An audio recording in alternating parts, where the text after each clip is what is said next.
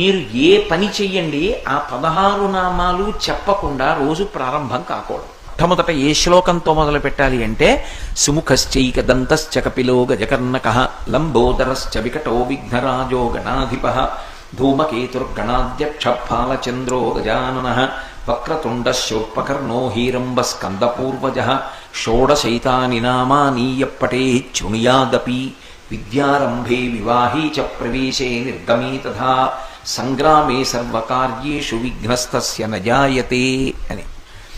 ఆ శ్లోకంలో ఎంత స్పష్టంగా చెప్పారంటే విఘ్నేశ్వరుడివి 16 నామాలు చెప్పారు. మీరు ఏ పని చెయ్యండి ఆ 16 నామాలు చెప్పకుండా రోజు ప్రారంభం కాకూడదు. మొట్టమొదట ఏ శ్లోకంతో మొదలు పెట్టాలి అంటే సుముఖశ్చైక దంతశ్చ కపిలో గజకర్ణకః లంబోదరశ్చ వికటో విఘ్నరాజో గణాధిపః ధూమకేతుర్గణాధ్యక్ష ఫాలచంద్రో గజాననః వక్రతుండ